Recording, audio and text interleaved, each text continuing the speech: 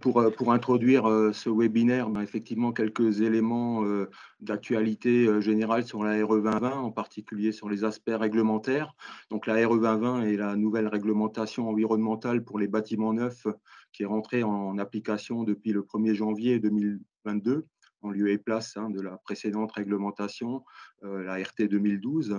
Alors, on était concerné cependant dans un premier temps par l'application de cette nouvelle réglementation que les bâtiments de logement individuels et collectifs depuis le 1er janvier. Et donc, voilà, à partir du 1er juillet, rentre également en application la réglementation sur le volet bâtiment de bureaux d'enseignement primaire et secondaire. Donc, c'est l'objet du webinaire d'aujourd'hui, c'est de faire un zoom sur cette nouvelle catégorie de bâtiments. Donc les textes réglementaires sont d'ores et déjà disponibles pour cette catégorie de bâtiments. Et puis, voilà, on va vous présenter tout à l'heure les modalités d'application et des exemples concrets. On peut rappeler également, dans le cadre de ces propos introductifs, que la RE 2020 a été initiée par la loi de transition écologique pour la croissance verte de 2015, et c'est finalement la loi ÉLAN, la loi évolution du logement aménagement numérique de 2018, qui a concrétisé réglementairement la RE 2020.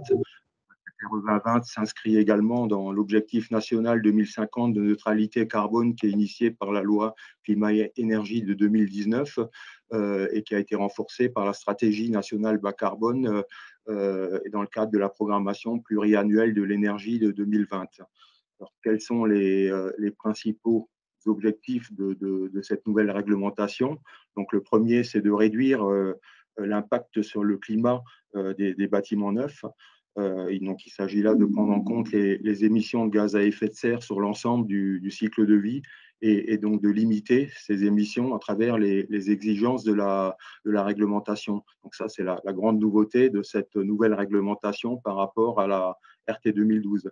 Le deuxième objectif, c'est de poursuivre l'amélioration de la performance énergétique et de la réduction des consommations, donc poursuivre les efforts en termes de sobriété énergétique dans la suite logique de la RT 2012 et des réglementations thermiques précédentes. Dans ce cadre-là, l'objectif fort, c'est aussi de viser la décarbonation des énergies utilisées et donc de sortir progressivement en particulier des énergies fossiles, notamment du gaz, gaz qui est encore très utilisé actuellement pour les logements collectifs et les bâtiments tertiaires. Et donc là, nous verrons qu'il y aura une logique de sortie progressive du gaz entre 2022 et 2025. Le troisième objectif, c'est de construire des logements qui soient adaptés aux conditions climatiques futures et même actuelles, enfin, si on prend en compte le temps d'aujourd'hui, et de progresser en particulier donc, sur la prise en compte du confort d'été. Et on verra que oui, la nouvelle réglementation améliore nettement cet aspect confort d'été par rapport à la RT 2012. De plus, de par les nouvelles exigences, notamment celles sur le volet climatique, la nouvelle réglementation permet également de garantir une bonne qualité de l'air intérieur dans les logements et de favoriser l'usage des produits issus du réemploi.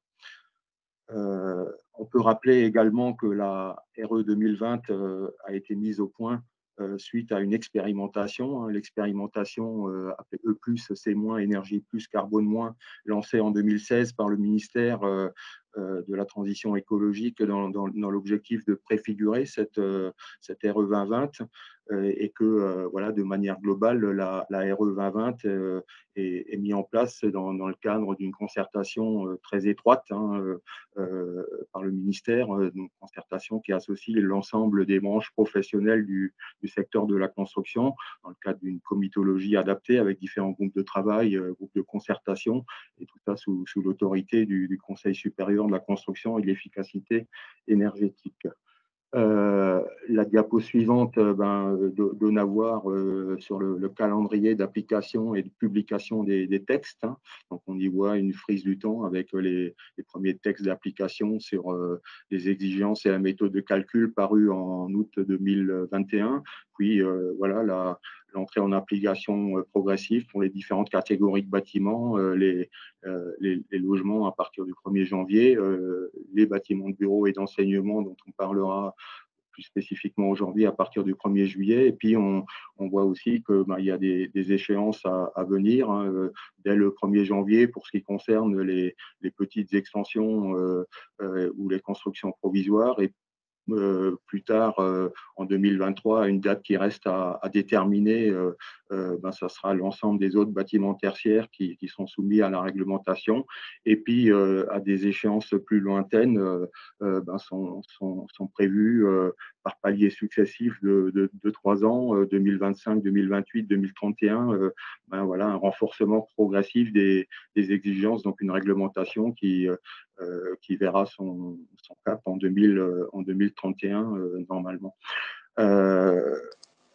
La diapo suivante présente de manière un peu plus détaillée l'ensemble des textes, donc je vais pas rentrer dans le détail de la présentation, mais vous aurez le support et en particulier, ça vous permet d'avoir un accès direct à travers les hyperliens de l'ensemble des textes qui ont déjà été publiés, et puis une visibilité effectivement sur ce qui va arriver prochainement.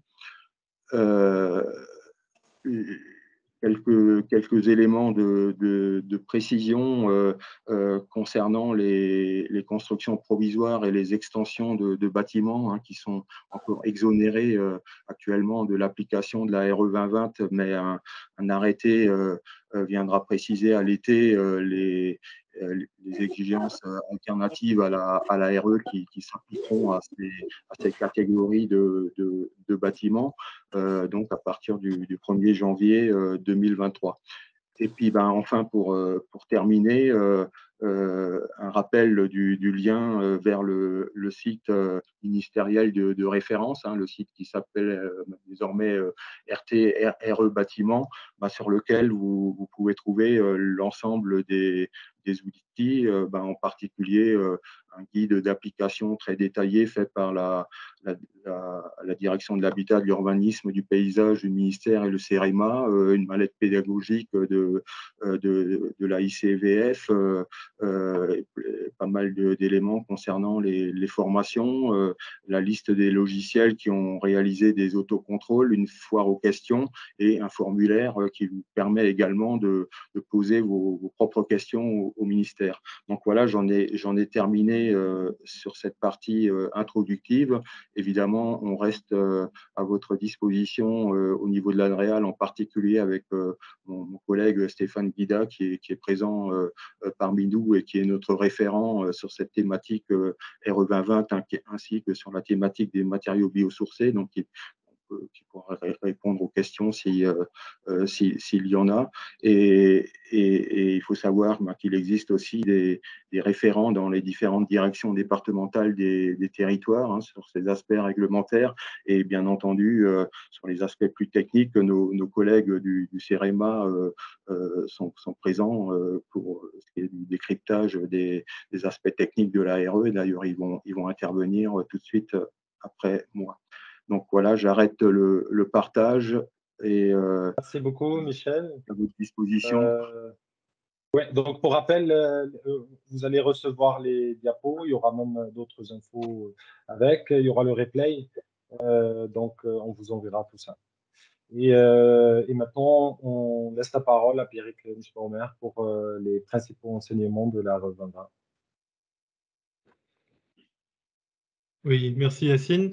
Donc moi, je vais vous présenter principalement les grands éléments de la méthode RE 2020. Donc vous avez déjà, vous pouvez déjà voir où là, c'est vraiment plus des rappels ou un élément plus introductif. Et si vous voulez en savoir plus, je vous invite à voir les replays qu'on a déjà fait avec Envirobat sur ça. Donc, la RE 2020 est tournée sur trois éléments, énergie, carbone et confort d'été. Et on va regarder ces trois aspects un petit peu à chaque fois. Comment est-ce qu'on rentre au niveau de l'objectif, de la méthode et des exigences qu'on va avoir. On va commencer tout de suite par la partie énergie. Les objectifs, c'est travailler principalement sur la sobriété. On va réduire le B-bio Et les deux autres points, ça va être travailler sur les énergies, travailler sur une énergie moins carbonée. On va regarder l'impact carbone des énergies et regarder pour systématiser le renouvelable. Donc là, ça veut dire sortir du gaz et de l'effet Joule. Je vais expliquer plus tard pourquoi est-ce qu'on parle de sortie du gaz ou de l'effet Joule. Là-dedans, on reste sur les indicateurs qu'on connaissait sur la RT 2012, donc le BBio, le besoin bioclimatique, et le CEP, la consommation en énergie primaire. Ceux-là, ils sont déjà connus. On en rajoute deux autres, le CEPNR, donc la consommation en énergie primaire sur les énergies non renouvelables, et tout ce qu'on va appeler IC énergie, donc l'impact sur le changement climatique associé aux consommations d'énergie primaire. On va y regarder plus en détail. Tout d'abord, le BBio, qu'est-ce qui évolue par rapport à la RT 2012? On va rajouter une prise en compte systématique des besoins de froid. Avant, on ne les calculait pas forcément. Là, on les calculera à chaque fois, qu'on mette une climatisation ou non. On va rajouter au niveau du CEP certaines consommations, celles qu'on a appelées consommation immobilier, donc tout ce qui va être déplacement intérieur, ascenseur, escalator, et tout ce qui va être consommation liée au parking. Donc là, on va avoir les ventilations pour les parkings fermés et l'éclairage naturel, l'éclairage artificiel. On va voir aussi l'éclairage des parties communes pour les logements collectifs. Ça, c'est ce qu'on va rajouter au niveau du CEP. Au niveau du CEPNR, la question, ça va être de séparer, de diviser qu'est-ce qu'on va appeler énergie renouvelable et non renouvelable. Donc le CEP, c'est cette partie-là où on rajoute certaines postes de consommation. Et nous, on fait la distinction entre ce qui est énergie renouvelable et non renouvelable. Et donc, on va prendre cette consommation en énergie non renouvelable. IC énergie, et là ça va être une slide que j'aime bien parce que ça explique vraiment la partie ACV, analyse du cycle de vie qu'on va revoir sur la partie carbone. C'est cette idée que l'ACV c'est une somme et des multiplications. On multiplie une quantité fois un impact carbone pour arriver à l'impact carbone de notre énergie. Donc je regarde mes consommations d'énergie, donc mon CEP, et je les multiplie par mon impact carbone de l'énergie. Et donc là, on divise avec les trois types d'énergie qu'on va avoir principalement dans notre bâtiment neuf, hein, le bois, l'électricité et le gaz. Et l'ordre de grandeur à essayer de garder là-dedans, c'est un facteur 3. On a un facteur 3 de passant du bois à l'électricité et un facteur 3 de passant de l'électricité au gaz. Si on regarde, donc ça veut dire il y a un facteur 9 entre le gaz et le bois. Quand on dit qu'on veut sortir du gaz aujourd'hui, c'est vraiment sur cet impact sur le changement climatique qui est vraiment impactant sur le gaz. Simplement, en changeant d'énergie, alors simplement, c'est toujours simple à dire, plus difficile à faire, passer du gaz à l'électricité, j'arrive à diviser par 3 mon impact carbone. D'où l'idée, pourquoi est-ce qu'on dit sortir du gaz à ce niveau-là. Au niveau de l'exigence, globalement, sur l'exigence du BBio, donc là, on avait dit une des premiers objectifs, c'est une réduction. Pour tout ce qui va être résidentiel, c'est à peu près l'ordre de grandeur et c'est à peu près RT 2012 moins 30%. Pour les bureaux et l'enseignement, l'ordre de grandeur qui est donné par le ministère, c'est RT 2012 moins 20% pour les bureaux et RT 2012 moins 5% pour l'enseignement. On va voir les retours d'expérience que Nathalie Chang nous donnera qui seront plus précis que ce qui est donné là, mais en ordre de grandeur, c'est à peu près ça qu'on peut voir. Donc une réduction en tout cas au niveau du BBio. Au niveau du CEP, on ne rajoute pas une exigence supplémentaire par rapport à l'exigence déjà supplémentaire qu'on a le BBio. On va améliorer notre enveloppe. Ça va impacter sur le CEP directement, mais on ne va pas demander à améliorer encore les performances des systèmes à ce niveau-là. Par contre, on va travailler sur les énergies. Donc pour travailler sur les énergies, on a deux indicateurs, le CEPNR et le IC énergie. Pour savoir qu'est-ce qu'on va faire, pour savoir quelles énergies sont prises en compte, le ministère a utilisé l'analyse de l'Observatoire de la performance énergétique, donc il donnait quels étaient les systèmes qui étaient pris pour le chauffage aujourd'hui, pour les maisons individuelles, MI, ou les logements collectifs. On voit que globalement, une grande majorité des logements collectifs continuent à être en gaz. Par contre, une majorité des maisons individuelles sont en thermodynamique, donc en pompe à chaleur principalement. D'où l'idée de dire, pour la maison individuelle, on sort du gaz dès aujourd'hui. Par contre, pour le logement collectif, on sortira à partir de 2025, le temps que la filière se mette en place pour pouvoir mettre en place d'autres systèmes que la chaudière condensation gaz. Sur les enseignements et bureaux, les éléments d'enseignement et bureaux, globalement, l'enseignement, on est à une équivalent à peu près un peu plus quand même de gaz naturel que de pompe à chaleur. Et puis sur les bureaux, on est complètement sur de la pompe à chaleur. D'où l'idée de sortie du gaz dès 2022 pour le bureau, et par contre sur l'enseignement, on sortirait plutôt à partir de 2025. Ça, c'est les ordres de grandeur qu'on a aussi. Donc si on fait une petite synthèse, pour la maison individuelle, sortie du gaz en 2022, en 2025 pour le logement collectif, en 2022 pour le bureau, en 2025 pour l'enseignement.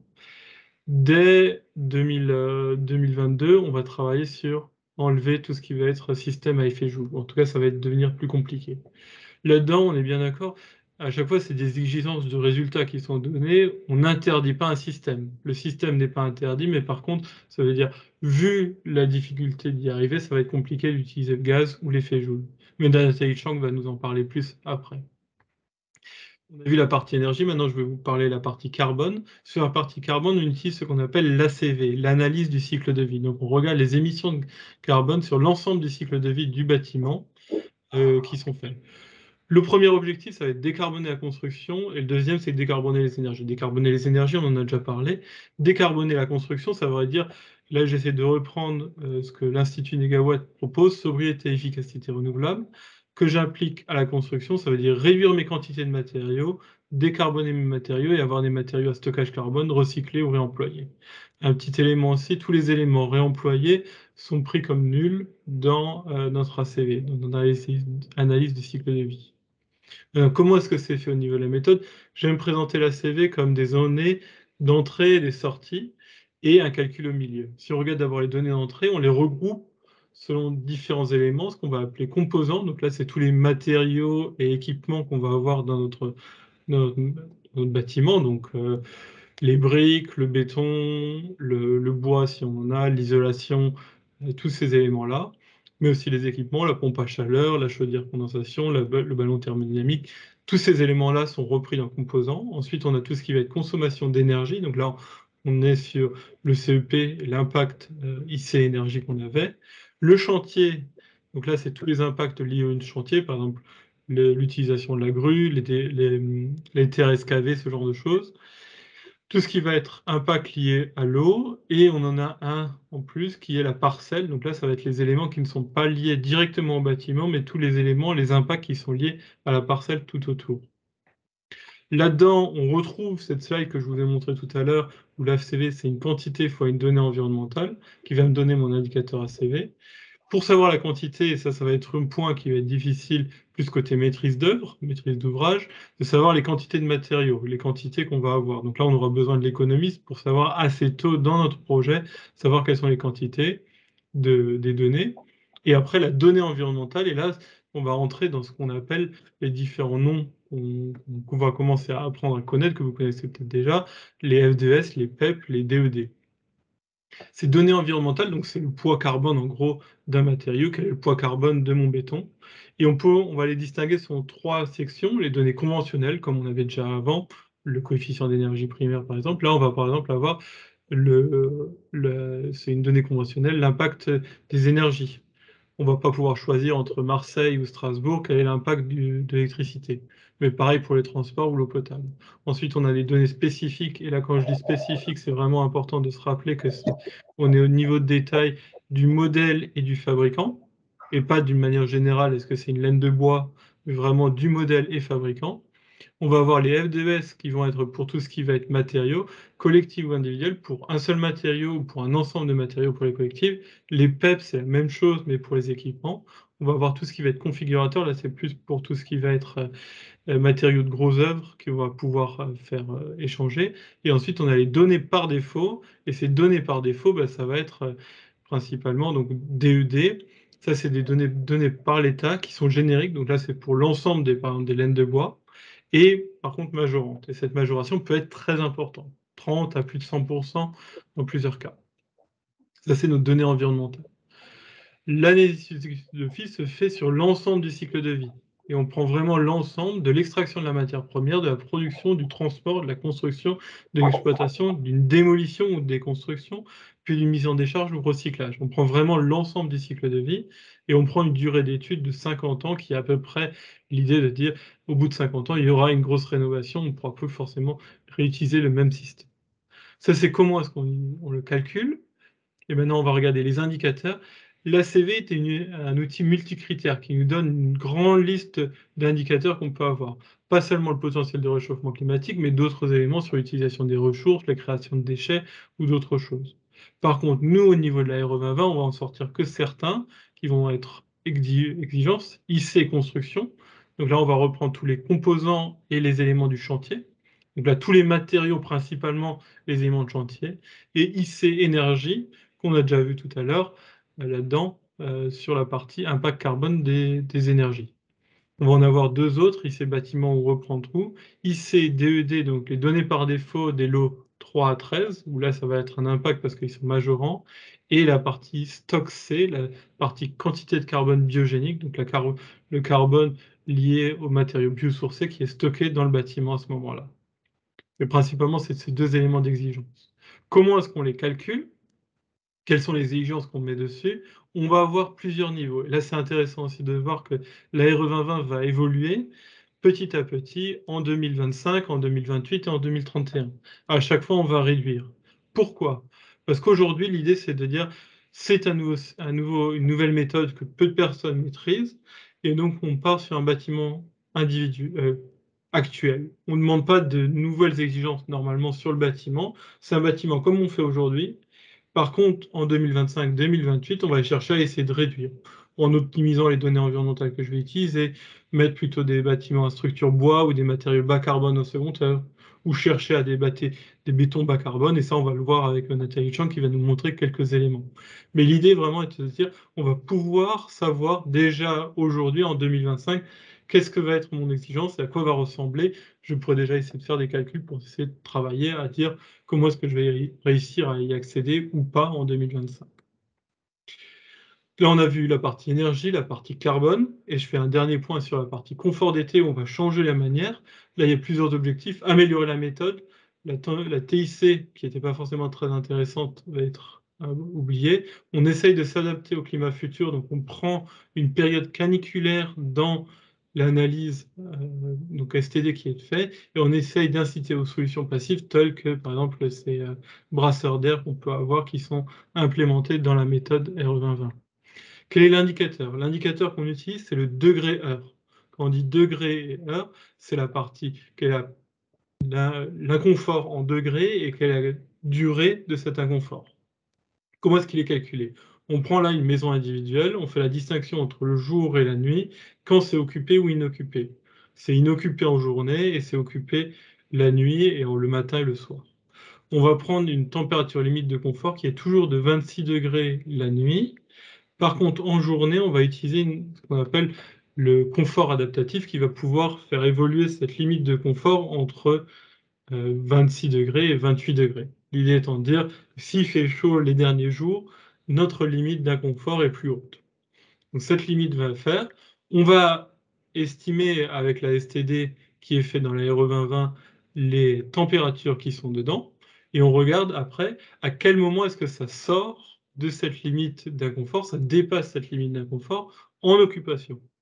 On va faire cette différence, donc là par exemple 29 degrés par rapport à mes 27,53, on va faire cette différence, donc 1,7, 1,8 pour toutes les heures, et ensuite je vais le sommer, qui va me faire mon degré heure pour cette journée-là.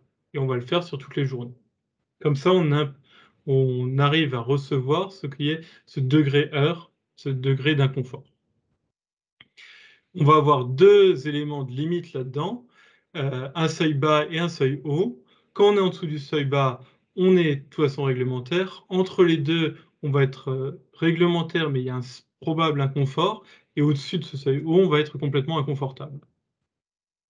Donc, on a une pénalisation qu'on a entre les deux. En gros, quand on a une certaine forme d'inconfort, on va rajouter une pénalisation au niveau du CEP, comme s'il y avait une consommation de froid, une consommation forfaitaire de froid qui va évoluer entre ce degré d'inconfort, qui va pouvoir évoluer en fonction du type de bâtiment, de la zone climatique, où est-ce qu'il se situe.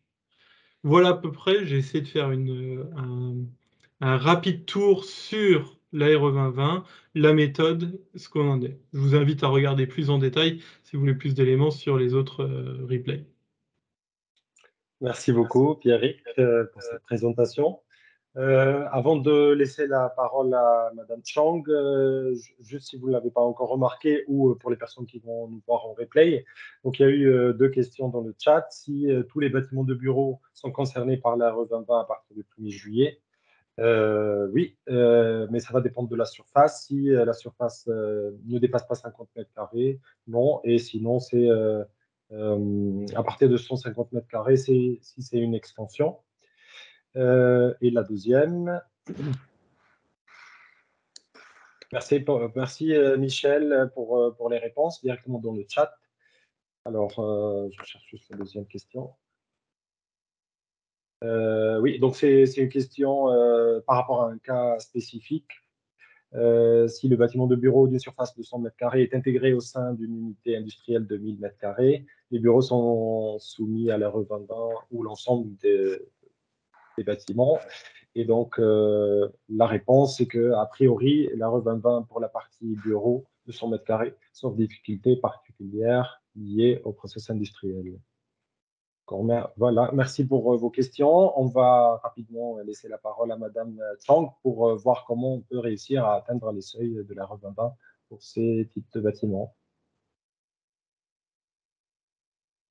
Bonjour à toutes et à tous. Est-ce que vous voyez mon écran? On voit bien, c'est toujours pas en plein écran. Ouais, Ça suffit, voilà. Là maintenant, là, c'est bon. Bon, ben, voilà, donc effectivement, je vais vous parler pendant ces quelques instants, vous montrer en fait les résultats d'application de cette RE 2020 sur deux typologies de bâtiments tertiaires. Donc, ces simulations, ce sont des simulations que nous sommes en train de réaliser pour la mallette de formation à ICVF. Donc, elles sont encore en mode perfectionnement et vous pourrez télécharger plein d'autres voilà, d'autres simulations. Je vous indiquerai le lien avec des plus grands bureaux, des plus petites écoles. Donc, en tout cas, aujourd'hui, là, je vais m'attacher à vous présenter dans un premier temps les résultats donc énergie carbone sur un bâtiment de petits bureaux de 493 mètres carrés et dans une autre partie donc les résultats sur un collège de 6000 mètres carrés. Concernant le bureau, donc là, on est sur, voilà, sur un bureau plutôt de petite taille, petite moyenne taille, hein, de 493 mètres carrés, qui a quand même une surface vitrée assez modéré. Il est en construction en base, il est en construction béton, isolation par l'intérieur, avec une toiture terrasse. Il n'y a pas de parking dans le bâtiment et en fait, il n'y a pas non plus d'ascenseur. Donc ça, pourquoi on vous précise ça? C'est parce que ça va avoir un impact sur notamment le poids carbone. Le bâtiment est considéré comme étant en périmètre voilà, plutôt calme. Au niveau des prestations du bâtiment de base, vous voyez, donc on va effectivement calculer le BBio, le CEP, le CEPNR, le IC Énergie, avec ces prestations qui, vous allez le voir, permettent dans la majorité des cas de respecter la RE 2020. Côté toiture terrasse, donc les toitures terrasses qui sont, il y a une petite inversion, les toitures terrasses qui sont inaccessibles sont isolées avec des dalles béton 18 cm de TH22 type polyuréthane, résistance de 8, alors que les toitures terrasses qui sont accessibles, elles vont être isolées avec uniquement 12 cm voilà, de TH22. Les murs sont, comme je vous l'ai indiqué, en béton, en isolation par l'intérieur, avec 14 cm d'isolant, avec un lambda 0032 qui peut être soit une laine minérale, soit un polystyrène. Au niveau des planchers intermédiaires, eh bien, ce sont des planchers avec des dalles béton qui vont avoir des rupteurs de pont thermique pour justement respecter le L9206 qui est maintenu comme garde-fou pour le traitement des ponts thermiques. Donc, ça représente à peu près 55% du linéaire pour les rupteurs. Le plancher bas, donc qui va être en fait sur sous-sol, hein, parce qu'on a, voilà, on a un sous-sol avec des locaux techniques et autres. Il est isolé avec 15 centimètres de flocage sous dalle et sous chape. Et puis, bah, les fenêtres sont en double vitrage avec un UW de 1,4 et des stores intérieurs avec une gestion manuelle non motorisée. La ventilation est de type double flux avec un échangeur à 75%, voilà, en rendement. Et puis, le réseau est considéré comme étant avec une classe d'étanchéité en classe A. Et ensuite, effectivement, pour les prestations énergétiques, pour le système énergétique, on va avoir une pompe à chaleur, donc RO sur radiateur dans certains cas, puisque vous allez le voir. On a simulé deux types de cas, des cas où le bâtiment n'est pas climatisé, donc avec juste un branchement sur radiateur, et puis des cas où le bâtiment est climatisé, dans ce cas-là avec des ventilos convecteurs. Donc, les résultats de l'enveloppe que je vous ai présentés permettent de voir comment se positionne le Bébio sur 3 zones climatiques. H1, H2, H3, où on voit que finalement, dans la moitié nord de la France, on a un comportement qui est assez similaire, avec une séparation en deux entre les besoins de chauffage que vous voyez qui sont en rouge et les besoins d'éclairage qui apparaissent en jaune. Et puis, une toute petite part pour les besoins de froid. Ce qui n'est plus du tout le cas, d'ailleurs, en zone H3, où là, c'est le froid qui devient prioritaire. Là, vous avez les variantes sur les systèmes énergétiques, justement, pour ces différentes typologies, avec justement, alors là, on est avec cette enveloppe de base et on a comparé différents systèmes énergétiques. Donc là, vous avez à gauche, en fait, les systèmes énergétiques qui vont être réversible, donc disons qu'avec du froid, en tout cas, avec du refroidissement qui est pris en compte. Et puis à droite, vous avez sur l'écran des systèmes qui sont en mode voilà, chauffage seul. On constate d'ailleurs que sur ce bâtiment, qui finalement voilà, avait été conçu de manière assez bioclimatique pour justement limiter, avoir quand même un confort visuel assez confortable avec des ouvertures suffisantes, mais on n'est pas sur une typologie, vous voyez, 100% vitrée.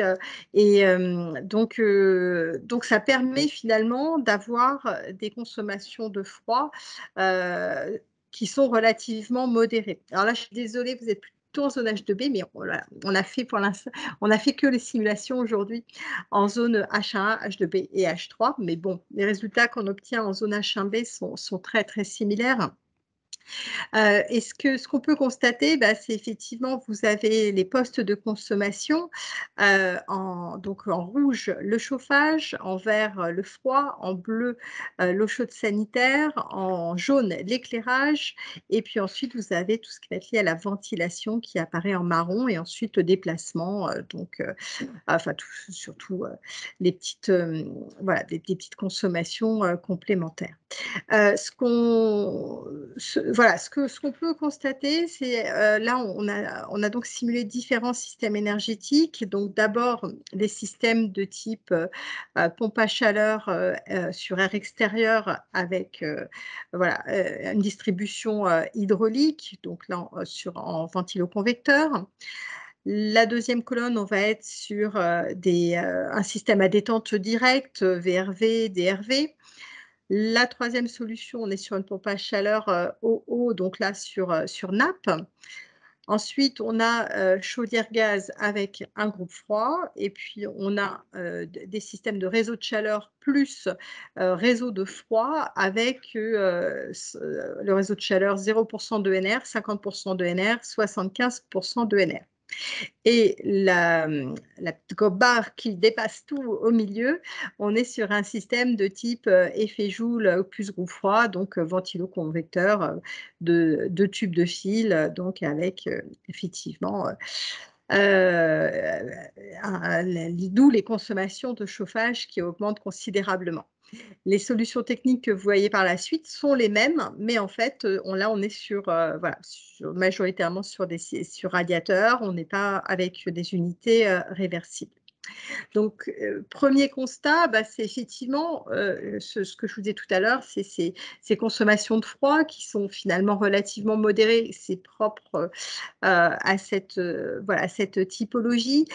Deuxième point, c'est que finalement, toutes les solutions énergétiques permettent de respecter le critère du CEP max, sauf la solution effet Joule. Donc ça fait effectivement partie des objectifs aussi des pouvoirs publics d'inciter plutôt à la mise en place de pompes à chaleur qu'à la mise en place de convecteurs électriques. Enfin, là, en l'occurrence, de ventilo-convecteurs de tubes de fil. Donc, sur ce cas de figure, effectivement, ça apparaît bien. On voit une part prépondérante, en tout cas, des consommations d'eau chauffage, avec en deuxième poste de consommation les auxiliaires de ventilation et notamment les auxiliaires qui vont être liés à la ventilation double flux. Donc là, on passe maintenant à l'exigence en CEP-NR. Donc, le CEP-NR, vous voyez, est abaissé. Tout à l'heure, il était à 91,8. Là, il passe à 80. Finalement, sur ce bureau-là, le CEP-NR a assez peu d'influence. Bon, certes, la marge, je dirais, de respect de ce seuil est amoindrie, c'est normal, mais on reste sur la même tendance que tous les systèmes énergétiques, sauf lorsque le chauffage se fait par effet Joule, permettent de respecter l'exigence en CEP-NR.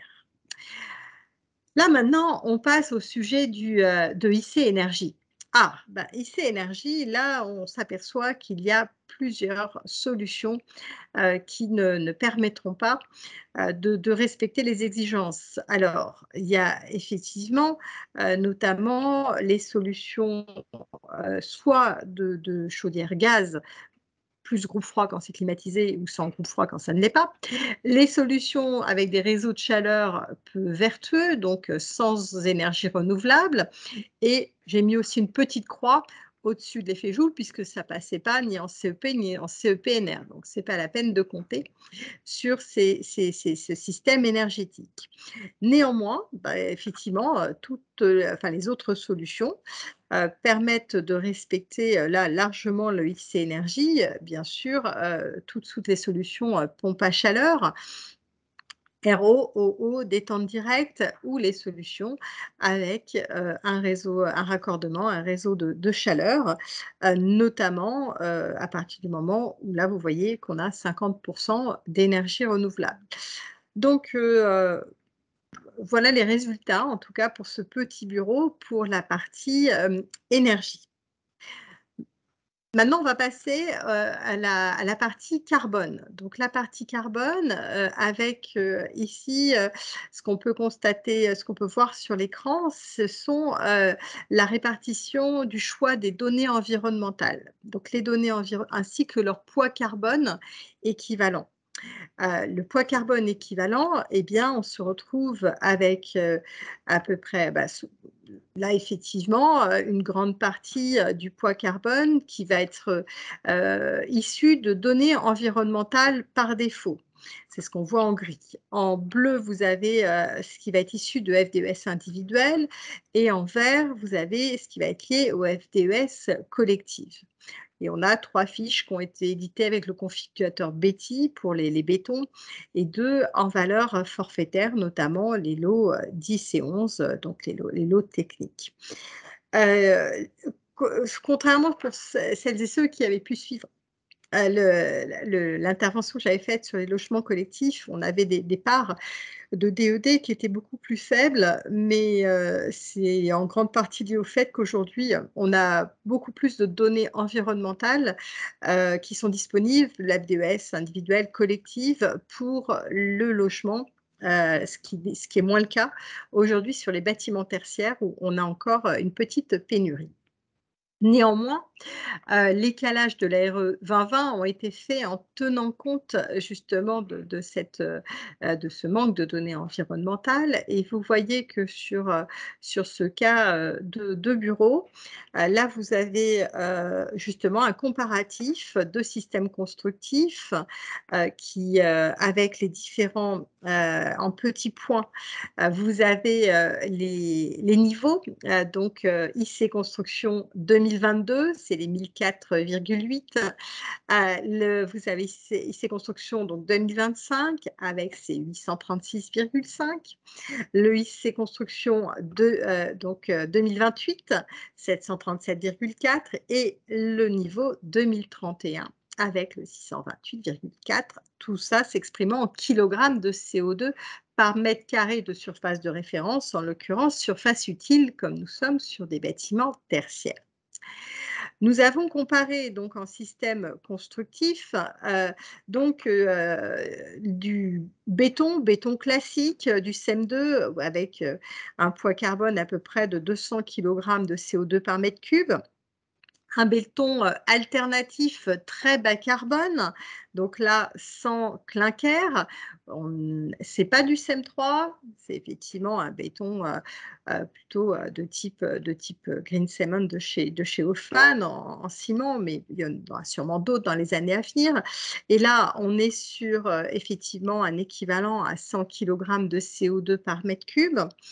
Un troisième cas où là, on garde les façades béton, mais on remplace les planchers intermédiaires par des planchers mixtes bois-béton. Le quatrième cas, c'est on reste avec des dalles béton, mais on met en place des façades à ossature bois. Et le dernier cas, on est façade ossature bois et plancher intermédiaire avec des dalles en CLT. Donc là, vous avez la décomposition du IC Construction. Donc, ce IC Construction, on va effectivement avoir le lot 1 VRD. Ensuite, en gris, vous allez avoir le lot 2 en infrastructure. Le lot 3 en superstructure. C'est d'ailleurs celui-là qui va bouger.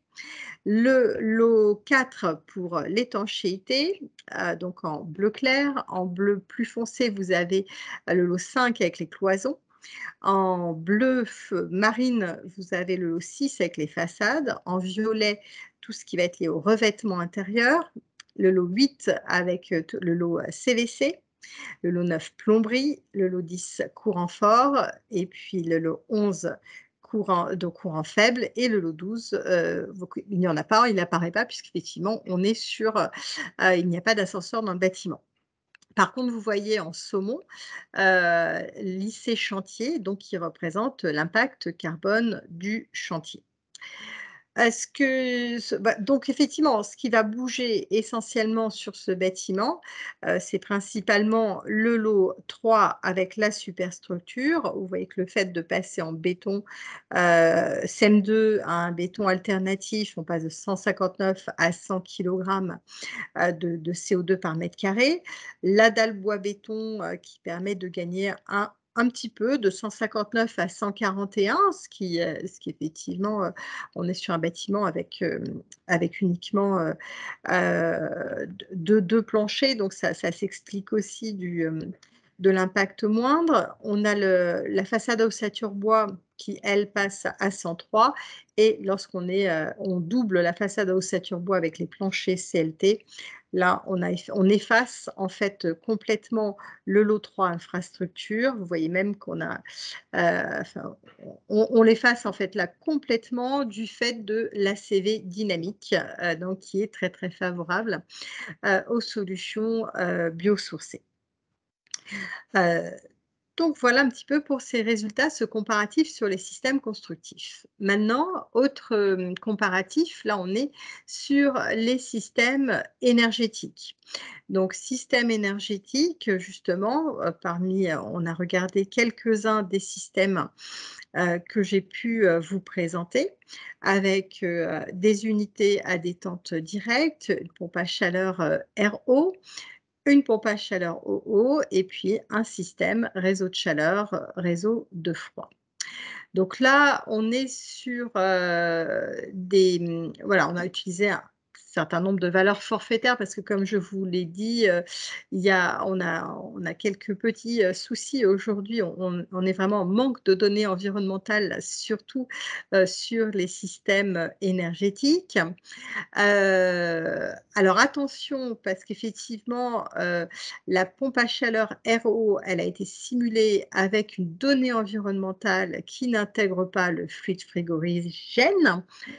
Ça, c'est un petit problème et donc il y a du R32 qui a été saisi, en parallèle, mais parce que pour une puissance de 100 kW, parce qu'il n'existe pas de puissance plus faible dans la base de données IES. Donc là, on voit qu'on est sur les systèmes énergétiques, la saisie aujourd'hui, elle est encore un petit peu hasardeuse. On est encore, en attente notamment de fiches, de PEP, donc de la part des industriels, pour pouvoir justement évaluer avec plus de précision ce comparatif. Parce que là, en l'occurrence, la pompe à chaleur OO je dirais, se place comme étant la plus défavorable. Elle est quasiment au double qu'un système à détente directe, mais parce qu'on utilise ici une donnée environnementale par défaut qui va s'avérer être assez pénalisante, à contrario des systèmes de détente directe ou là qui ont été saisis avec justement des données environnementales plus favorables. Autre petite sensibilité aux paramètres, donc là on est sur le lot de l'eau en fait de tout ce qui va être lié au plafond, notamment sous l'eau des plafonds suspendus. Donc le lot 5 où là on a fait une petite comparaison entre différents types de plafonds suspendus avec de la plaque de plâtre en base, avec des systèmes de type métallique, des systèmes bois, des systèmes de laine de bois, de laine de roche et de laine de verre. Alors attention, hein, on ne prend pas en compte les performances acoustiques. On est vraiment sur une analyse purement du bilan carbone lié au faux plafond, en plus avec des produits où là, on n'a que des données environnementales par défaut. Donc, où on voit des sensibilités qui ne seront peut-être pas celles que nous aurons lorsque les industriels auront réalisé leur FDES. Bon, il n'en reste pas moins qu'on est sur un lot qui est quand même très faible, hein. Vous voyez que même le plus pénalisant, qui sont des plafonds suspendus métalliques, sont à 12 kg de CO2 par mètre carré de surface de référence sur le lot qui pèse 34, mais sur un total qui est à 766. Hein. Donc, on reste sur une valeur quand même qui est relativement faible et qui, à mon avis, pourra baisser lorsqu'on disposera des FDES associés. Là, nous avons réalisé une autre sensibilité aux paramètres qui effectivement va prendre en compte de l'isolation, différents types d'isolation par l'extérieur. Alors effectivement, le projet en base, en base que je vous ai présenté tout à l'heure pour la partie énergie, il était en isolation par l'intérieur. Là, on a fait l'exercice de basculer avec une laine de verre en isolation par l'extérieur en base, et puis ensuite de regarder différents types d'isolants. Vous avez en bleu les FDES individuels et vous avez en rouge les données environnementales par défaut. Il n'y a pas de vert parce que les isolants, ça fait quelques années qu'il n'y a plus de FDES collective, étant donné que la majorité des industriels de l'isolation ont fait l'effort de faire des FDES individuels. Alors là, on est très, très heureux qu'ils aient fait ces efforts, mais ça nous pose quand même quelques petits soucis parce qu'en marché public, c'est compliqué de pousser un industriel, de citer un industriel par rapport à un autre. Mais donc, voilà, on fait avec. Vous voyez que le poids de l'isolation par l'extérieur est très, très faible. La laine de verre, là, on est à 4 kg de CO2 par mètre carré en FDES individuel. Bien sûr, quand on est en données environnementales par défaut, on bascule à 12, c'est quand même 3 fois le poids. La laine de roche est un tout petit peu plus élevée à 7. Par contre, la laine de roche par défaut, elle est hyper pénalisée, elle passe à 37. Le polystyrène expansé, il est à 14. Et il est à 14 en individuel et il va être en 59 en données environnementales par défaut. On a la fibre de bois. Alors ça, c'est une donnée individuelle d'un industriel qui a de super progrès sur son mode de fabrication. Et là, en fibre de bois, on est à moins 17. Donc là, c'est du bonus. Le polyuréthane est à 16 et le polyuréthane, bon, une petite erreur sur la couleur en données par défaut, il passe à 27.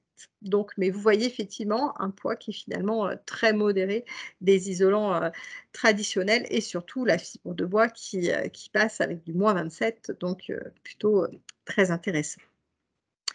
Concernant les revêtements de façade, ça c'est un sujet qu'on a de manière récurrente quand on intervient aujourd'hui sur la conception de bâtiments bas carbone. Parce qu'effectivement, on se retrouve avec des poids très faibles, vous le voyez ici, quand on va être sur des enduits, des mortiers minéraux, des enduits organiques, où là, on est largement en dessous des 10 kg de CO2 par mètre carré, ainsi que la pierre naturelle, même en données par défaut, qui est pas mal, elle est à 8, et les bardages en bois, notamment en lame de Douglas, qui sont même en valeur négative, moins 6, toujours l'effet de l'ACV dynamique très favorable aux matériaux biosourcés. Le bardage en bois massif, qui est également à 0. Et puis après, on a des écarts qui peuvent être très importants entre les différents types de revêtements de façade, selon qu'on est en fiche individuelle, en fiche collective ou en valeur par défaut. Les valeurs par défaut étant toujours dans des valeurs beaucoup plus importantes, sauf dans un cas ici, sur le bardage béton qui est un petit peu atypique. Là, vous avez effectivement le bardage, le revêtement terre chaud. Alors là, ça c'est un truc qui qu'on ne s'explique pas trop aujourd'hui. Le revêtement terre chaud en valeur, en tout cas en données par défaut, qui est à 36. La pierre naturelle, je vous en ai parlé, qui elle est à 18 avec une valeur individuelle. Et bizarrement, la valeur par défaut semble meilleure à 8. Donc là, il y a voilà, il y a une petite chose qui serait peut-être à corriger. La brique de parement qui, elle, est à 16 en parement béton. Le bardage béton qui, lui, là, va être à 37, toujours en individuel. Par contre, là, en DED, il passerait à 33. Donc là, c'est un petit peu, là aussi, étrange. La DED devrait être plus élevée. Bardage en lame bois Douglas, on l'a vu, on est en valeur négative. Le bardage en bois composite en données environnementales par défaut ou en bois reconstitué, on est à 21-22. Bardage en bois massif, on est neutre, il y a 0. Le bardage en aluminium, qui lui est à 16 en individuel, alors qu'en valeur par défaut, on est à 85. Donc là, oui, très important. le bardage acier simple pot qui est à 9 et la cassette acier à 14 et enfin le parement en verre, en donné par défaut qui est à 16. Donc voilà une petite comparaison, pour ces revêtements de façade.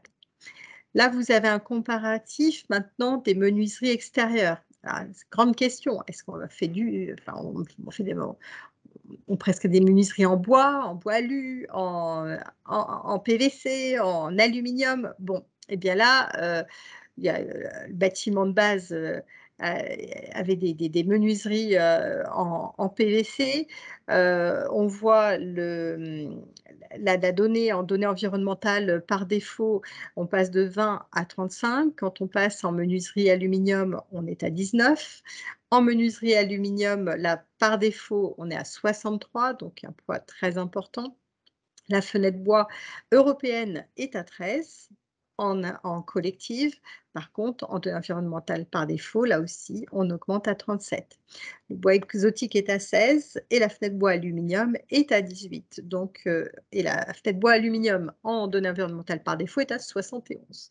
En fait, on voit finalement que les écarts aujourd'hui sur les FDES collectives, en tout cas, sont très très modérés par rapport au choix de la nature des menuiseries.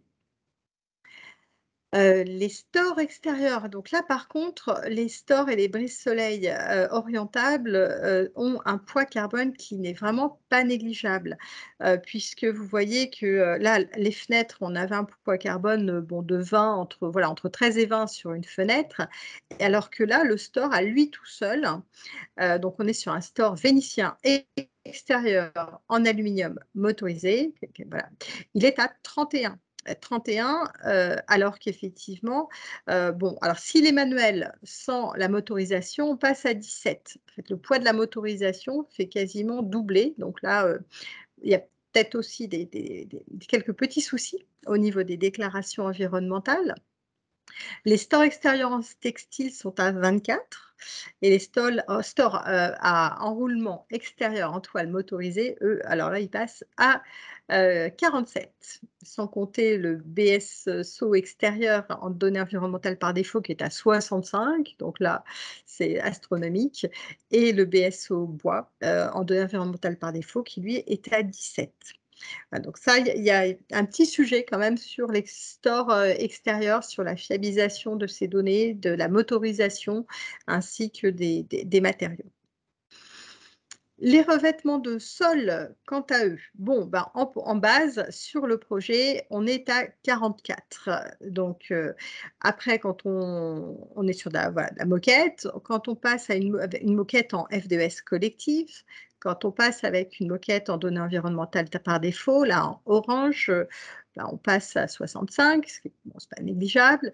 À des revêtements de soupe type PVC en FDES individuel, on est à 13. Alors que le revêtement en PVC en données environnementales par défaut, on est à 210. Donc là, des écarts un peu étranges. Le parquet est en valeur négative, et oui, toujours le biosourcé. Quand il est en FDES collective, quand il est en données environnementales par défaut, on est à 13. Le linoléum, là aussi, un peu biosourcé, voilà, on est à 15 en FDES collective et à 37 en valeur par défaut. Là, on a aussi regardé d'autres, des produits qu'on ne mettrait jamais dans des bâtiments de bureaux, mais effectivement, des carrelages et puis des peintures au sol pour regarder les écarts, mais ce n'est pas du tout les bonnes pratiques, notamment pour des questions acoustiques. Ça permettait d'avoir un petit comparatif. Donc voilà pour ces premières simulations sur le bâtiment de bureau. Donc pour conclure sur ce bureau, sur la partie énergie, pas trop d'inquiétudes, de difficultés. Je dirais finalement, c'est surtout ce qui marque l'avènement de cette ERE 2020, c'est la limitation sur le choix des systèmes énergétiques. Pour la partie carbone, là, on voit qu'on est encore en pleine voilà, en pleine période de rodage sur l'interprétation, sur la pertinence aussi des déclarations par rapport au poids carbone, puisqu'on peut effectivement constater des choses un petit peu plus étranges, mais en tout cas, le message à retenir, c'est vraiment d'aller vers des données environnementales individuelles ou collectives, notamment sur les projets, c'est d'inciter les industriels à réaliser ces FDES le plus tôt possible, dès qu'on est en phase conception, quand il n'y en a pas, parce que sinon, quand on va cumuler plusieurs données environnementales par défaut sur le projet, ça peut complètement remettre en question en fait l'atteinte du niveau. Même bon, 2022 sur celui-là, on avait un petit peu de marge, mais sur certains projets, on a beaucoup moins de marge, donc ça peut être problématique. On va passer maintenant au cas enseignement, donc enseignement avec le collège de 6000 m². Donc un collège donc, en béton, pas de parking, en tout cas en sous-sol. On a un système, on a une toiture qui est une toiture terrasse et une exposition au bruit. Là, on est toujours en zone plutôt calme. Et voilà, une trame de salle de classe. On est donc en béton banché avec une isolation par l'intérieur, avec un UP à 0,19. Le plancher bas est sur vide sanitaire avec une isolation sous chape, avec un UP de 0,17. La toiture terrasse est une toiture terrasse béton avec un UP à 0,12. Des fenêtres et des portes-fenêtres avec un UW à 1,5, SW à 0,45, TLW à 0,6. Un ratio d'ouverture de 40%, la moitié à la française et la moitié en fixe. Et la perméabilité qu'on considère ici comme mesurée, qui va être A1. Le résultat, donc là sur le B-Bio en RE2020, donc vous voyez que voilà, ces prestations qui sont plutôt quand même performantes, hein, nous permettent de respecter de manière assez juste le coefficient B-Biomax qui apparaît là en petit point sur la courbe. Donc, quelle que soit alors la zone climatique H1, H1B, le H3 ayant un petit peu plus de marge. On voit sur ce bâtiment que les besoins de chauffage sont même inférieurs aux besoins d'éclairage qui apparaissent en jaune, et avec des besoins de froid qui sont relativement, qui sont pas négligeables, hein, puisqu'on est à 13 sur les 66, mais qui arrivent quand même en 3e position. Contrairement effectivement au bureau qu'on avait tout à l'heure, on peut s'interroger du fait que ces besoins de froid. Alors déjà, ce qui est important de retenir, c'est que dans la RE 2020, on va comptabiliser systématiquement dans le B-Bio des besoins de froid, que le bâtiment soit climatisé ou non. L'objectif initial, c'était d'inciter à une conception bioclimatique pertinente, donc qui prenait en compte notamment ces besoins de froid, même si le bâtiment n'était pas climatisé in fine. Alors là, quelques petits résultats justement intéressants sur les degrés-heures.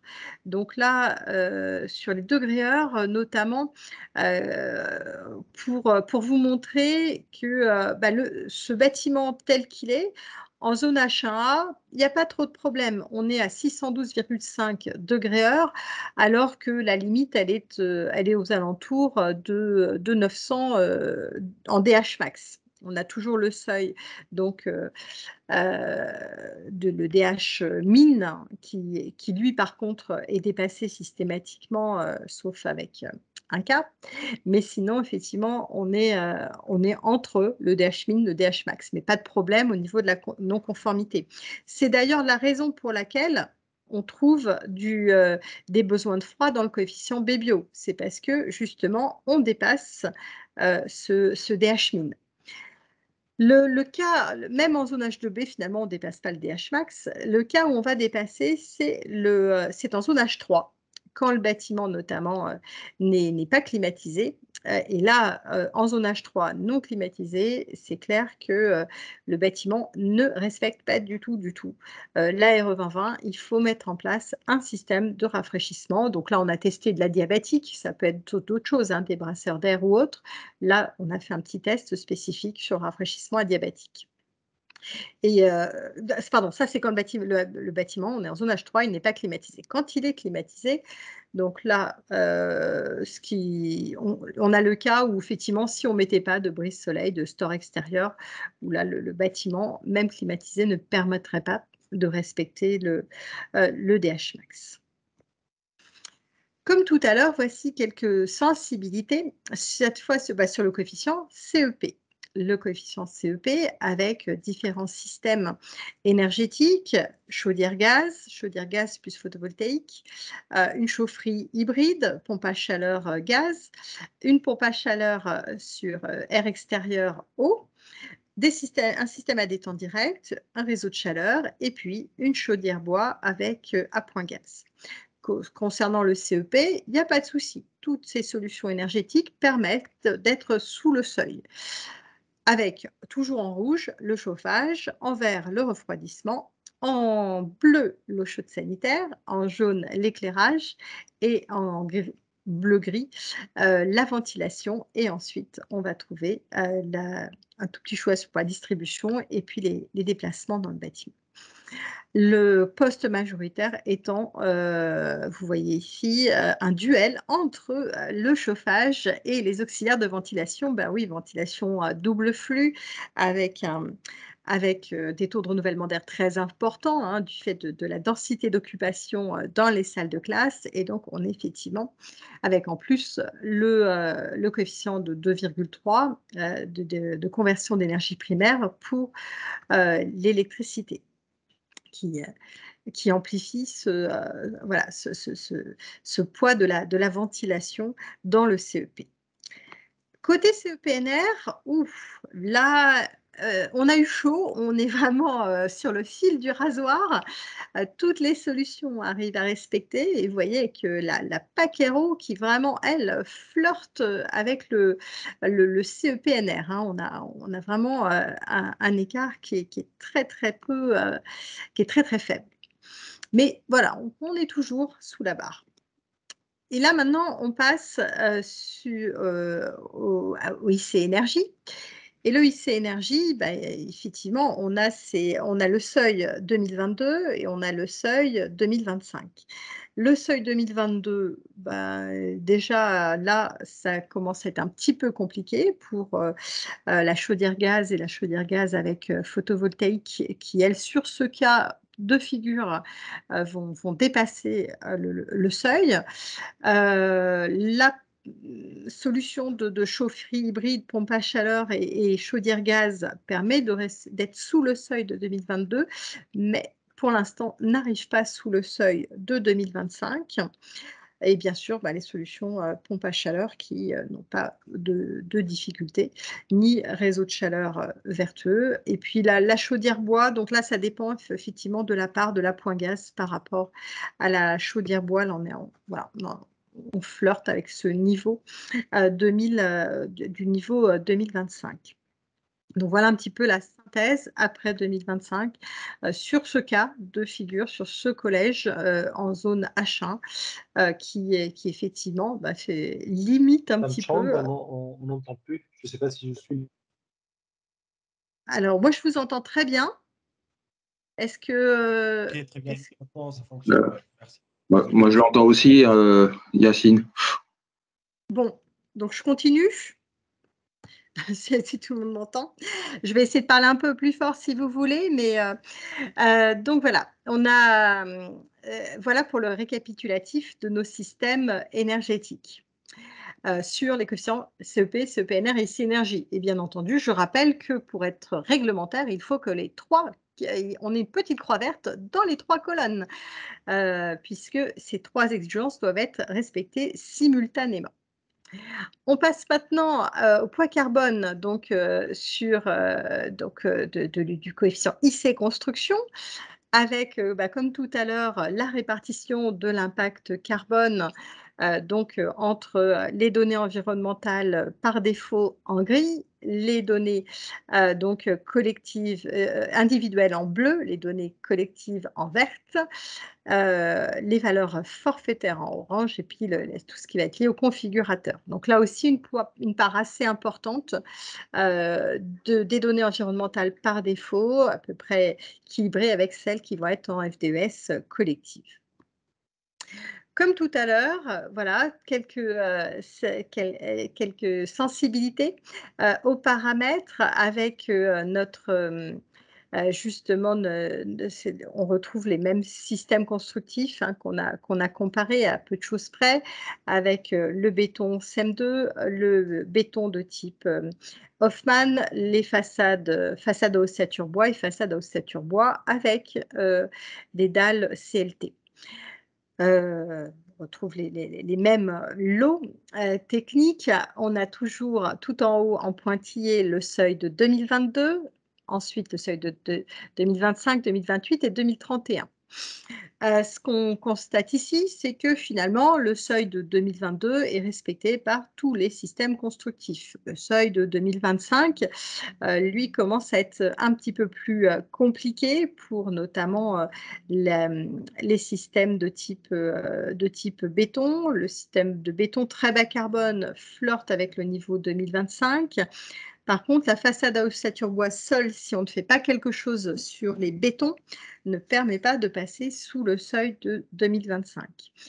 Il y a après deux solutions pour passer en dessous. Soit effectivement, on passe les planchers en béton très bas carbone, soit on bascule sur des planchers CLT. Alors ça, c'est avec les hypothèses d'aujourd'hui, mais vous avez vu tout à l'heure, là, je vous ai montré qu'on a quand même la moitié quasiment de nos données environnementales qui sont issues de données par défaut, qui sont donc très pénalisantes. Et finalement, il y a sûrement, si les industriels font des efforts sur les autres lots, des possibilités de passer sous ce seuil. D'ailleurs, un des lots qui est pris en valeur forfaitaire, c'est le lot courant fort. Vous voyez que le lot courant fort pèse pour 115. C'est très, très important et il y a sans doute des économies à faire sur le poids carbone, en tout cas, en décrivant ce lot de manière détaillée. Ce qui aujourd'hui n'est pas évident puisque très souvent, les bureaux d'études FLID, on n'a pas les missions pour faire des études d'exécution et donc tous les quantitatifs à évaluer en phase de conception, c'est des choses, c'est des données environnementales, enfin des quantitatifs en tout cas, qu'on obtient qu'au fil du chantier, quand les études d'exécution se font pour le lot CFO. Donc voilà, aujourd'hui, en tout cas, ça fait partie des pistes d'amélioration, moins onéreuses que de changer de système constructif. Comme tout à l'heure, voici quelques petites justement données environnementales quelques comparatifs sur les systèmes énergétiques avec voilà, du gaz, des chaudières bois, du réseau de chaleur. On a même regardé un système d'effet Joule et de pompage chaleur double service RO, bien entendu. Là, OK, pas de problème pour passer sous le seuil de 2022, mais on voit, selon les systèmes, le système énergétique, en tout cas, quelques petits écarts hein, qu'on peut avoir sur le lot 8, en l'occurrence, sur le lot CVC. Comme tout à l'heure, on retrouve les sensibilités sur les plafonds suspendus, donc là, qui sont assez similaires à ce que je vous ai montré tout à l'heure pour la partie bureau. Là, on a fait quelques sensibilités sur la partie isolation par l'intérieur, avec effectivement de la laine de verre, donc ici en base en isolation par l'intérieur. Toujours en bleu, les données individuelles, en rouge, en orange, les données par défaut.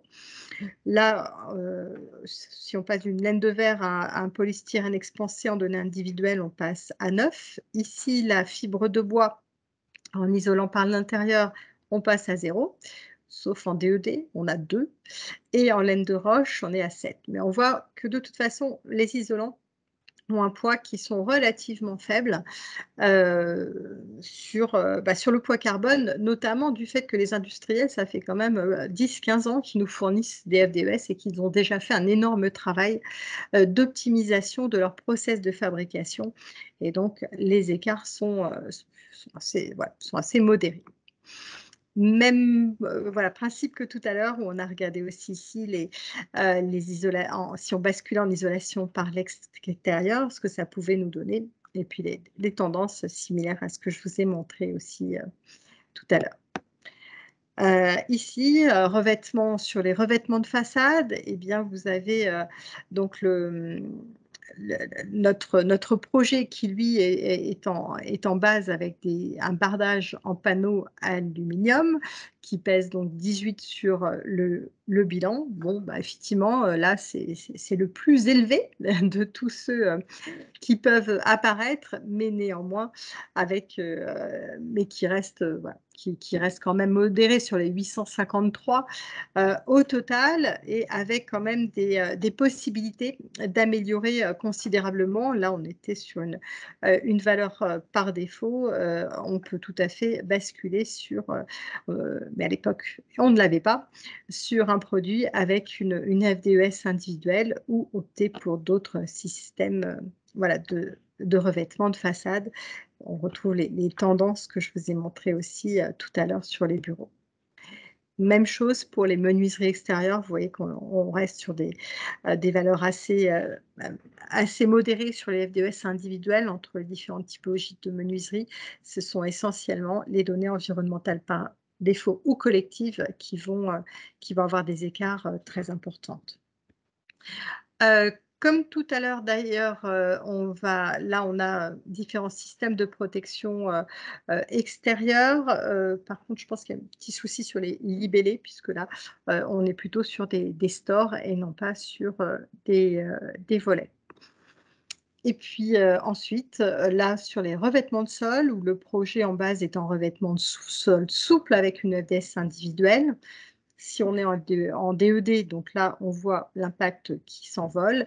Et puis après, les autres typologies restent dans des ordres de grandeur qui sont assez similaires à partir du moment où on est soit avec des valeurs individuelles, soit avec des valeurs collectives. Donc voilà, j'en ai terminé. J'ai quasiment parlé 1 heure pour vous présenter ces simulations. Ce que je voulais vous indiquer quand même d'important, c'est que tous ces travaux de simulation sont réalisés dans le cadre de la mallette de formation qui est éditée par l'AICVF. Donc, vous avez ici le lien sur lequel vous pouvez télécharger. On n'a pas encore déposé les sensibilités que je vous ai présentées ici, qui sont sur les bâtiments tertiaires, puisque vous avez vu, il y a on a encore des petites retouches à faire sur les slides, les intitulés, les formats. Néanmoins, ils devraient l'être à partir de la rentrée de septembre, si tout va bien. Et vous avez un autre document très, très utile que je vous invite vraiment à télécharger.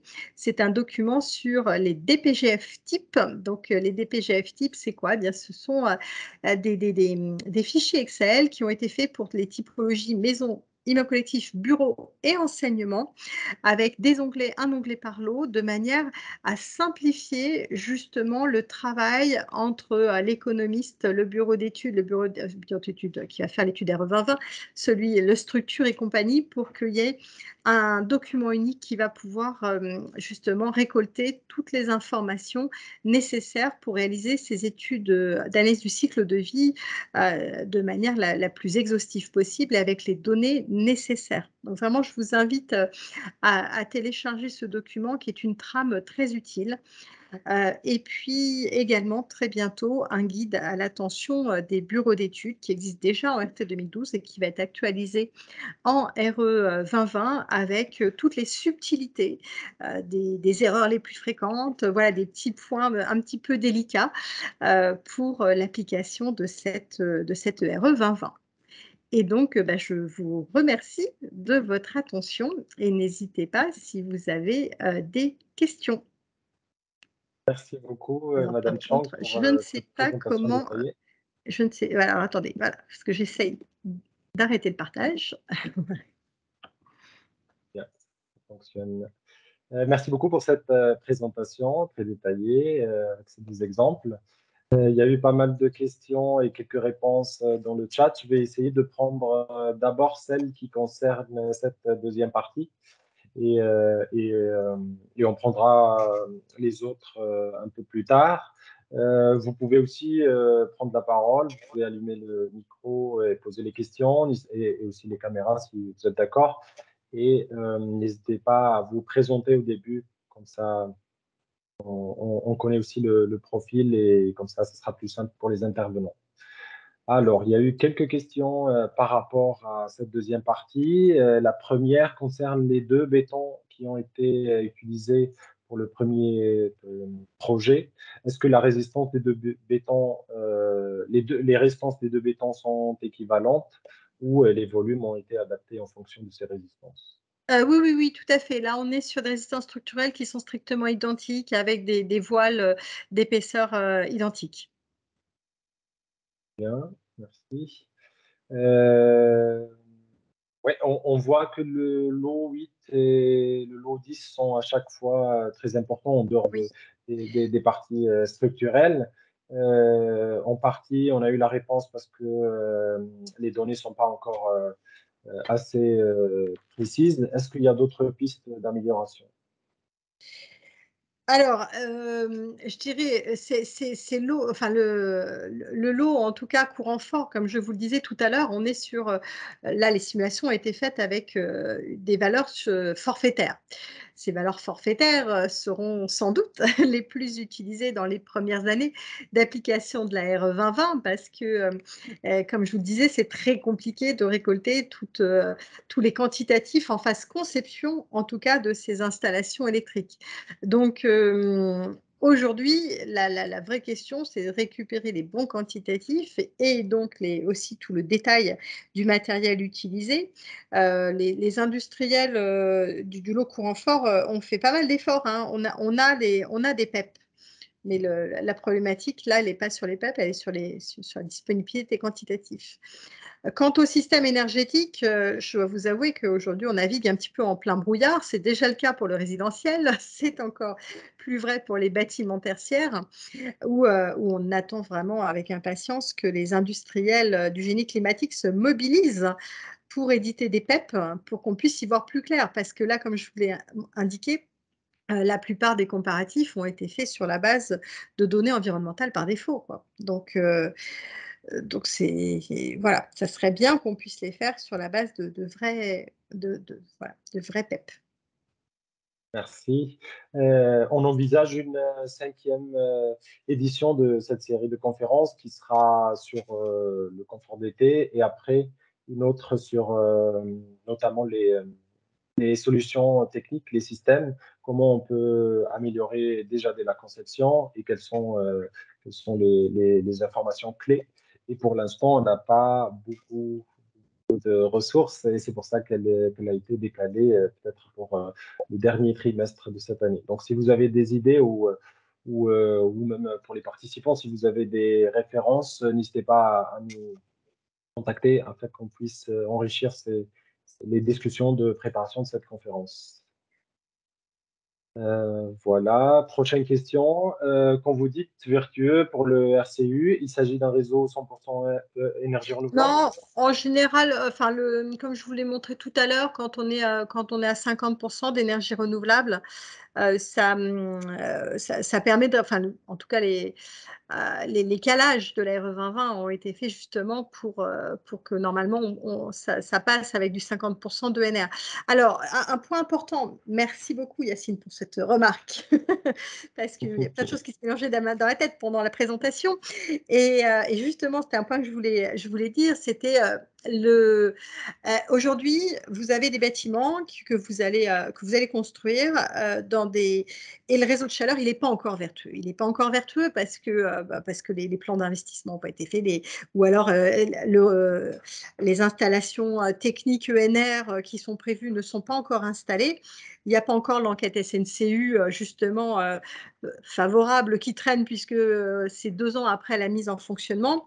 Alors là, il faut vraiment pousser les collectivités à aller vers le dépôt de dossier de titre 5 réseau de chaleur, donc qui permet d'anticiper ce seuil. Parce que ça serait un peu ballot d'investir dans une pompe à chaleur alors qu'on a un réseau de chaleur qui, dans 4-5 ans, va être vertueux.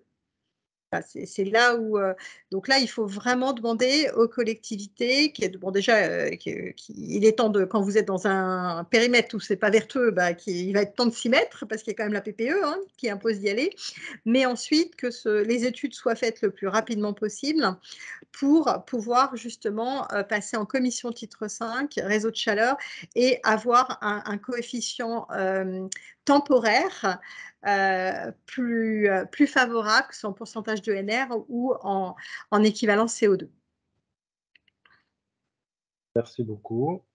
On reste encore sur les systèmes. Les besoins de CS, pour l'exemple de collège, sont faibles. Est-ce que c'est lié au fait qu'il n'y a pas de cantine? Et oui, mais attendez, il y a très, très bonne remarque. Merci d'avoir posé la question. N'oubliez pas qu'un bureau avec un RIE ou un collège avec un restaurant, aujourd'hui, il est soumis à la fois à l'RT 2012 et à la RE 2020. Parce que la partie enseignement, elle est soumise à la RE 2020, mais le restaurant d'entreprise ou la cantine, elle est encore soumise à la RT 2012 tant que les autres usages tertiaires ne sont pas rentrés en application. Et on est en plein calage, modélisation de ces autres typologies de bâtiments. Dans le meilleur des cas, mais vraiment là dans un monde idéal, les textes pourraient être publiés à l'été 2023 pour une application vers janvier 2024, mais ça c'est si tout va bien dans le meilleur des mondes. Ça peut, voilà. En tout cas, il ne sera pas possible d'appliquer la RE 2020 sur ces autres typologies, y compris bâtiments universitaires. J'ai vu rapidement là qu'il était question d'université, de bâtiments de recherche. Ces typologies sont bien prévues dans la RE 2020, mais pas avant 2024. Donc en attendant, RT 2012, une vraie galère. Merci beaucoup. Ouais, en effet, c'est assez complexe. Mais Michel, il y a une diapo qu'on pourra partager et qui peut plus ou moins expliquer les différentes situations.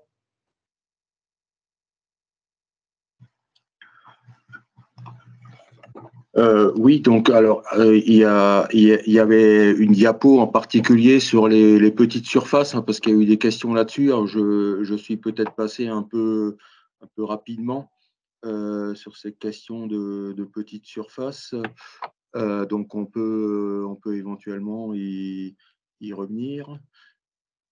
Je repartage mon écran. Tac. Je ne vois pas encore. Est-ce que ça marche là? Ça arrive, ouais, ça arrive. Très bien, ouais, on le voit. Donc effectivement, hein, pour l'instant, la RT 2012 continue à s'appliquer jusqu'au 1er janvier 2023. Donc pour les constructions provisoires, donc c'est celles qui sont visées à l'article R 421.5 du Code de l'urbanisme.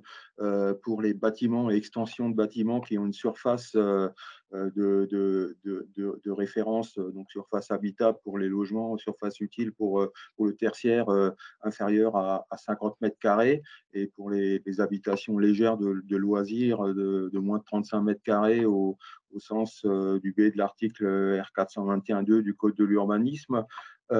Idem pour les extensions de maisons individuelles ou accolées dont la surface est comprise entre 50 et 100 mètres carrés, et pour les extensions, donc pour le tertiaire notamment, pour lesquelles la surface utile, donc du coup, est inférieure à 150 mètres carrés ou inférieure à 30% de la surface de référence des locaux existants. Donc, ce qui est prévu, c'est qu'effectivement, cet été, il y a un arrêté qui sort pour ces catégories de bâtiments qui définira les exigences alternatives à la RE 2020, donc on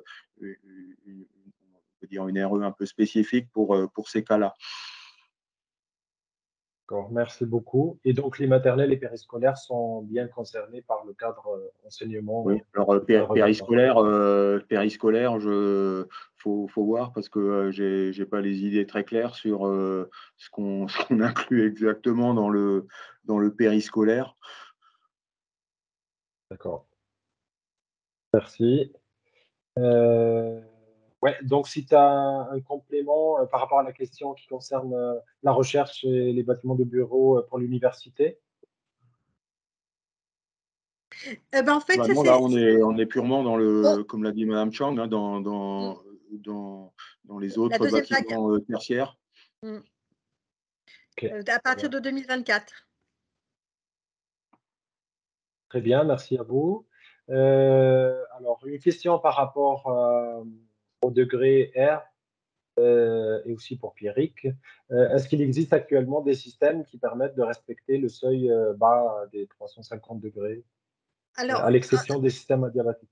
oui, alors en préalable, hein, il y a un message qui est quand même hyper important. C'est que disons que là, il y a beaucoup de communication sur la RE 2020, sur disons que les DH, c'est révolutionnaire, c'est génial. Bon, pourquoi pas? Mais attention, ça ne remplace en aucun cas la simulation thermique dynamique. Enfin, ça, c'est vraiment hyper important.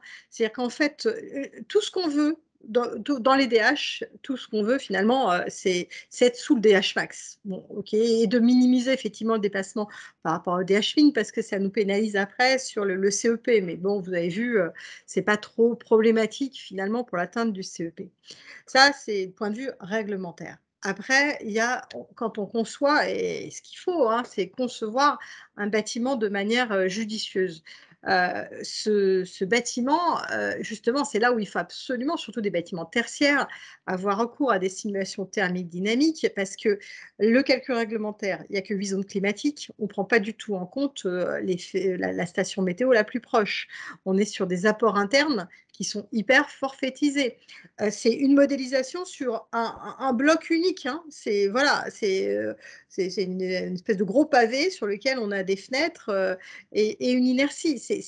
On ne prend pas du tout en compte le fait qu'on a certaines façades qui vont sur lesquelles, par exemple sur des bâtiments d'enseignement, qui vont être beaucoup plus exposés que d'autres, avec des montées en température. On est sur, voilà, sur une moyenne sur l'ensemble du bâtiment.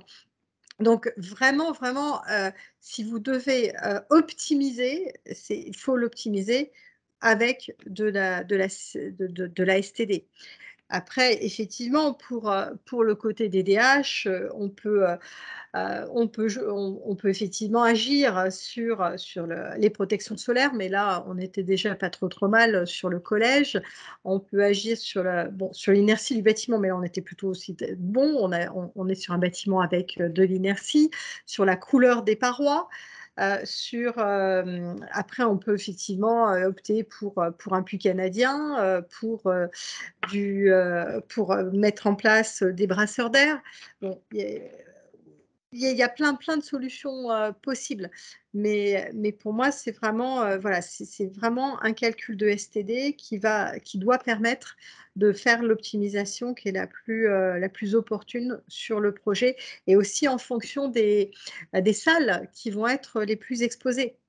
Parce que justement, on n'a peut-être pas besoin de mettre enfin voilà, il ne faut pas mettre en place les mêmes solutions techniques, notamment d'enveloppe, quelle que soit l'orientation. Merci beaucoup. On a une deuxième question de Christian Mahler de Solaris Bowen. Le bardage bois massif devrait être négatif en toute rigueur en CV dynamique. En fait, ça dépend beaucoup des données environnementales et de la façon dont l'industriel a aujourd'hui fait sa déclaration entre les différents modules. Donc, il y a 2-3 ans, on a plein de produits biosourcés qui n'avaient pas de valeur négative parce qu'en fait, leur FDES était mal rempli à la base. Donc, depuis, ils ont effectivement actualisé, c'est ce qui leur permet d'être en négatif. Mais là, ça dépend vraiment des produits, de la façon dont les déclarations ont été faites. Très bien. Alors, il y a eu pas mal d'échanges par rapport aux surfaces et aux documents. Il y a déjà eu des réponses sur le chat et Michel vient de présenter quelques éléments. Juste une remarque, donc par rapport aux documents à fournir pour la RE 2020, ils ont bien été adaptés et simplifiés par rapport à l'RT 2012. Voilà. Est-ce qu'il y a d'autres questions? Est-ce que quelqu'un veut prendre la parole? Compléter Alors, pour, j'ai pas compris en fait, j'ai pas compris la question. En fait, il y avait une question si les formulaires pour la RE 2020 étaient les mêmes que pour l'RT 2012. Non, non, non, non, non, les formulaires en fait ont évolué. Donc, effectivement, ce ne sont plus les mêmes formulaires qui doivent être actualisés justement parce que c'est plus les mêmes données d'entrée. Aujourd'hui, on déclare le BBio, on déclare les degrés heures et le maître d'ouvrage doit s'engager à réaliser une étude d'analyse du cycle de vie. Donc ça, c'est pour l'attestation permis de construire. Et pour l'attestation de fin de chantier, là aussi, c'est complètement revu puisqu'on prend en compte le poids carbone. Alors, pour la petite histoire, hein, nous, on a eu un problème, on a déposé un pré-PC la semaine dernière et en fait, aujourd'hui, un des logiciels qu'on utilise ne permet pas de générer l'attestation parce que on n'est pas encore au 1er juillet. Donc, on a été obligé de faire un faux avec avec une attestation de logement qu'on a effectivement modifiée, mais parce que la génération n'était pas encore possible. Mais bien sûr, on la rééditera dès que ça le sera. Mais ça, c'est les petits soucis voilà, techniques qu'on peut avoir aujourd'hui. Merci beaucoup. Est-ce qu'il y a d'autres questions?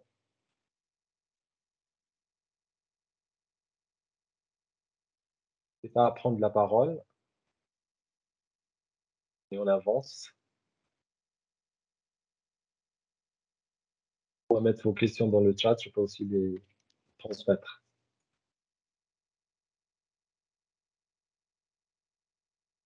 Pas de questions. Est-ce que les intervenants souhaitent ajouter des compléments ou partager d'autres informations? Très bien. Michel, Stéphane, Pierrick? Rien de plus pour moi non plus. Très bien. Michel? Oui, alors du coup, je vais peut-être enrichir mon diaporama de quelques diapos spécifiques hein, sur cette question des attestations. Enfin, comme Madame Chang l'a expliqué, il y a le principe général des attestations n'est pas changé par rapport à la RT 2012. On a toujours une attestation au moment du dépôt de permis de construire et une attestation à l'issue des travaux, mais bien entendu, le contenu a été adapté. Donc, on dispose de quelques diapos qui expliquent ça. Enfin, ensuite, ça doit aussi être contenu dans le kit AICBF, etc. Mais donc, je peux enrichir mon diaporama de ces quelques diapos spécifiques sur les attestations, si ça peut répondre de manière plus précise aux questions des intervenants. Merci beaucoup. Alors, je vous ai mis dans le chat le lien vers les éditions précédentes de cette série de conférences allées vers l'heure 2020. Il y a pas mal d'infos. Sinon, il y a une liste, comme j'ai dit au début, sur notre chaîne YouTube qui regroupe pas mal de vidéos aussi sur le sujet, plus et moins et RE 2020. Et sinon, il y a